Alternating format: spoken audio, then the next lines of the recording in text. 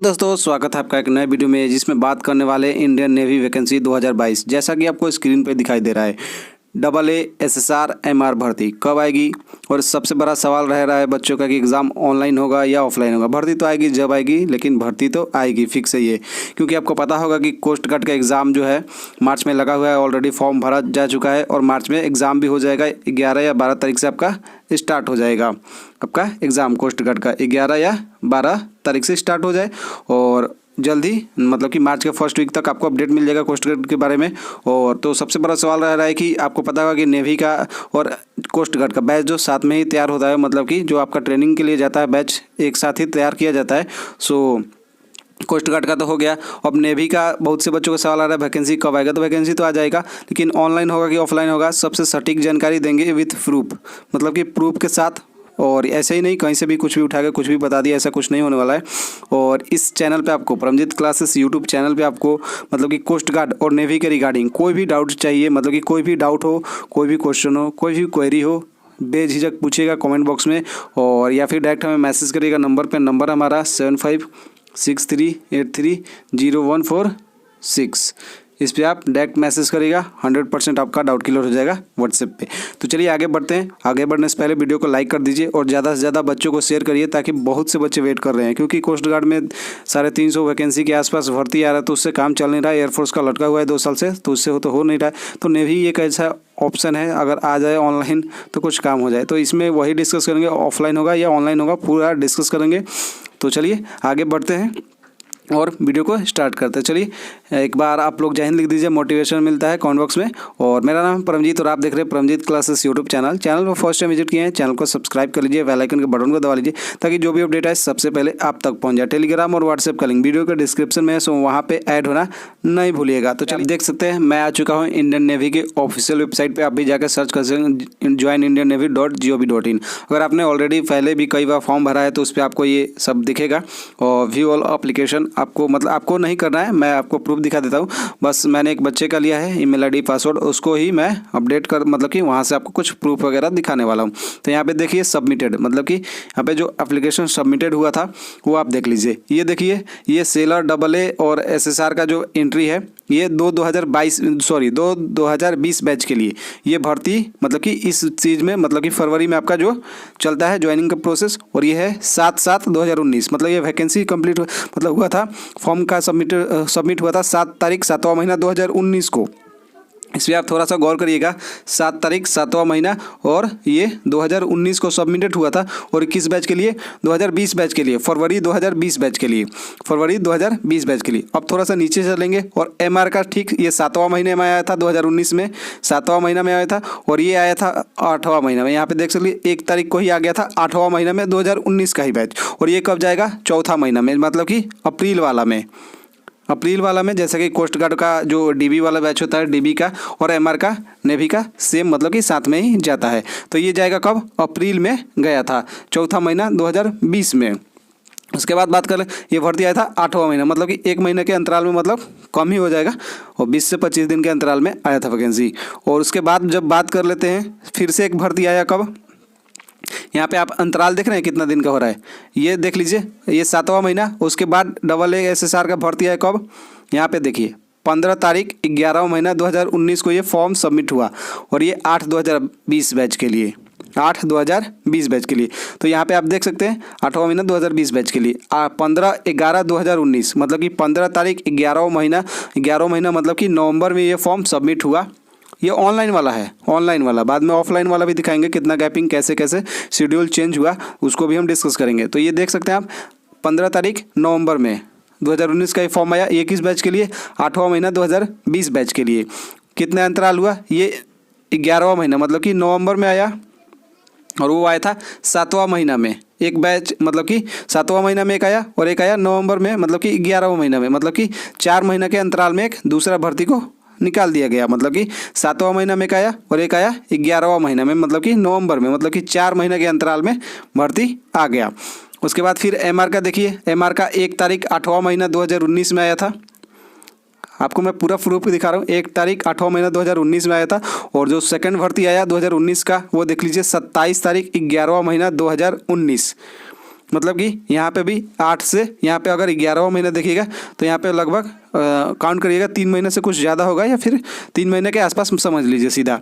तो ये कितने दिन में आया, 3 महीने के अंतराल में भर्ती आ गया। मतलब कि जो SSR और AA का बैच आता है, मतलब कि भर्ती आता है, उससे 20 या 25 दिन के अंदर अंदर MR का भी वैकेंसी को आउट कर दिया जाता है। उसके बाद बात कर लेते हैं, और ये आपका जो 2020 में ये जो 27/11/2019 को फॉर्म भरा गया था, ये 10वां 2020 बैच के लिए था, ये MR का है, और ये था 11वां महीना 2019। ये आपका एग्ज़ाम जो कराया गया था फरवरी 2020 में, आपको याद होगा फरवरी 2020 में ये आपका एग्ज़ाम करा लिया गया था। और उसके बाद मार्च में आपका कोरोना आया था, मार्च में आपका एयरफोर्स का एग्ज़ाम लगा हुआ था उसी समय कोरोना के वक्त, और मार्च में आपका एग्ज़ाम लगा हुआ था एयरफोर्स का, आपको याद होगा। और फरवरी 2020 में एग्ज़ाम हो चुका था नेवी का। उसके बाद से इसका प्रोसेस थम गया। ये जो लास्ट बैच था फरवरी 2020 में, 8वां महीना 2020 बैच के लिए गया था, और मार्च में एग्ज़ाम पोस्टपोन हो गया एयरफोर्स का। उसके बाद डेट बढ़ता गया और जाके फाइनली नवंबर में एग्ज़ाम कंडक्ट कराएगा। तो उसको हम एयरफोर्स का डिस्कस नहीं करेंगे, आप वीडियो को स्किप मत करिएगा। उसके बाद ये देखिए 15/11/2019 के बाद, उसके बाद 27/11/2019 ये MR वाला है। उसके बाद से भर्ती क्या हो गया, थम गया, क्योंकि कोरोना का कहर चल रहा था। उसके बाद 2020 में कोई भी वैकेंसी आउट नहीं की गई, 2020 में एक भी वैकेंसी नहीं आई, मतलब कि 1 ईयर पूरा नील रह गया। उसके बाद सेकेंड में क्या आया, फिर से वैकेंसी आया 2021 में, 30 तारीख 4वां महीना 2021, मतलब कि अप्रैल में वैकेंसी निकाला गया। जबकि अप्रैल में MR का ज्वाइनिंग होता था और फरवरी में होता था SSR का ज्वाइनिंग। जबकि भर्ती आया कब, अप्रैल में भर्ती आया। जो भर्ती आता था आपका नवंबर में, मतलब कि 11वां महीना में, वो कितना डिले आया, 4वां महीना में, 4 महीना इधर और 2 महीना उधर, मतलब 1 ही महीना उधर मान लीजिए, तो 5 महीना डिले भर्ती आया, 5 मंथ डिले भर्ती आया। और इसको कंप्लीट करा लिया गया बहुत जल्द, मतलब कि 2 महीने के अंदर अंदर इसको कंप्लीट करा लिया गया, और ये लास्ट में जाके मतलब कि 8वां महीना में ये फिर से ज्वाइन कर गया।